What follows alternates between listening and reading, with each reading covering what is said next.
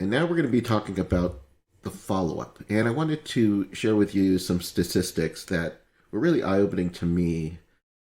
First off is that I've talked about I don't use a lot of social media. And one of the reasons is, if you could take anything away from me and I needed to start up a business, for example, if it was my own practice, if it was my online business, the one that's, you could take away my lasers that I own. You could take away the our staff. You could take away the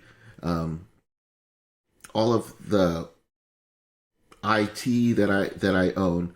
But one thing that is probably the most vital that I can start up my business again is my email list.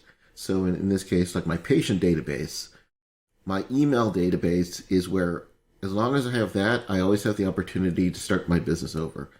And that's why email is, we stress this a lot in the course, is that even today, even the times where we feel like we're not getting, our emails are being read or being noticed or they're getting into the spam, email is 40 times better at acquiring customers than using Facebook or Twitter.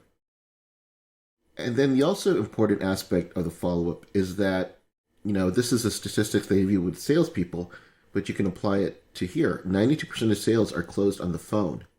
So when you're doing that discovery call, it's really important that you always are in communication with them. And then if you can get on the phone with them, I think live is best, but phone is probably next in terms of closing a sale. And 80% of sales require 5 phone calls, and I would even extrapolate it, emails or more to close. So you always need to follow up, not in terms of being like a nag, but in terms of just continuing to educate them, just continuing to let them know what you have to offer and why you feel that it's a good fit for both of you to work. When you feel like you've got that right candidate, we all know you've got this person you really want to work with, but somehow it's not being connected. We just recently, when my businesses, we had a follow up for at least 7 to 8 times for the follow up. And to be honest, the client or the prospect at the time was just really busy and had a lot going on. But we just continued in terms of educating them, in terms of like, we're ready to get started and just want to make sure that it's the right fit for you. And it's always important that you follow up. And, these days you can automate that process too with emails and text. But still, one of the best ways is just taking a few minutes or a few seconds is to say, hey, just was thinking about you. Here's some education that I ran into. Here's a statistic that I recently want you to learn about. And just in terms of that education, it's establishing them at yourself as the authority. So we talked about creating that webinar, and let's say 2 to 5% on average purchase from a webinar. It could be higher, it could be lower. So let's say you have 50 people on and you've made 2 sales. That's great. But what about the 48 other people who didn't do anything?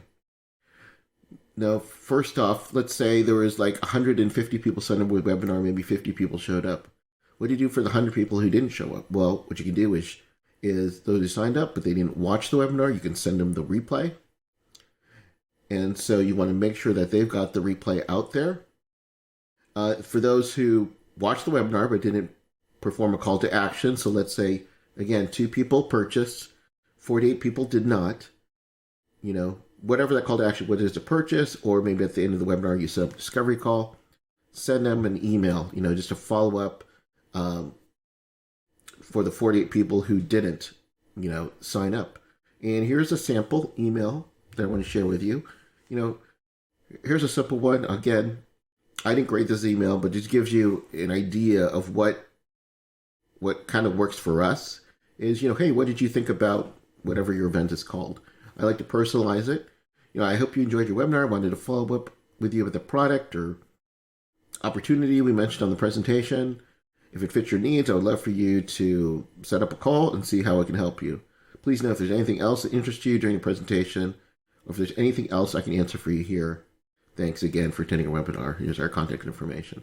Again, always come from a place of value. Hey, I think this might fit your needs. If it is, and very non-threatening email. We're not hounding them on it. Just want to make sure that they did. And I would even say, hey, if you missed the replay or any replay, here's a link to the replay as well. There's always people who won't buy. And again, I'm not about nagging them. I'm just about, here's an opportunity that I think could be right for you. But it may not be the right time for them. Maybe it's not the right offer. And, people say, well, people don't have money. I think you can always get the money if you feel that this is the right opportunity. And some of these opportunities may not be right for them. But I often feel like if we have a webinar and, we completely strike out, which, although is rare, it can happen. And oftentimes it wasn't because you didn't have the money, it's because you didn't show the value of what you're providing. I think that's probably the biggest thing that I can see. If it's an opportunity for you to coach them one-on-one, maybe they're not in position, or maybe they're not the right person who wants to get coached one-on-one. Maybe they're looking for a course. Maybe looking for a do-it-yourself product. But don't try to be all things to all people. I think when you start doing that, that's when you really get distracted and you really get overwhelmed. And, I try to do that. I try to say, well, I'll do whatever you can to work with you. But you never want to come from like a place of desperation. You want a position like, when I always am able to sell, it's always in a position of, hey, this is what I have to offer. I hope it's right for you. It may or may not be. We can determine that. We can get on the phone to determine if it is. And if it's not, that's okay too. Just so you know, this is what we have.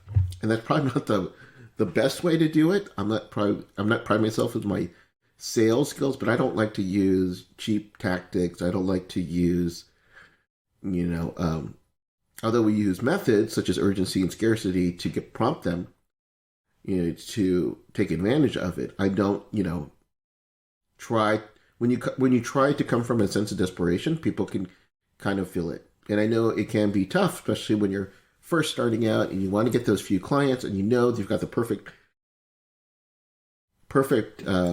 solution for them.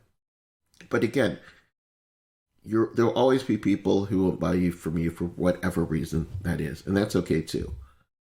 But, some other things that you can try if you completely strike out is you can do a payment plan. I like to offer like a payment plan. I don't announce it at the beginning, but if it's a high ticket item, let's say 5,000 or more, maybe it's a little bit easier to divide it up over 3 payments and, have it make sure that the payment is worth more than the buying it one time. So let's say you're selling it for $5,000. You may want to have something like, 1,900 times 3. So it's $5,700. So it's $700 more if they pay it in a payment plan. You may want to create different products. Like I said, a do-it-yourself product. Maybe they want to do self-coaching. If that fits your niche, whatever that is, maybe that's a different way to look at it and allow you to provide more, more passive income because you're selling more products instead of something that's more active, such as one-on-one coaching. You may downsell them to different products that are cheaper, if that's an opportunity. You may offer a free trial, a try before you buy. You may also consider signing up for something like PayPal, where they have financing and they don't have to pay for the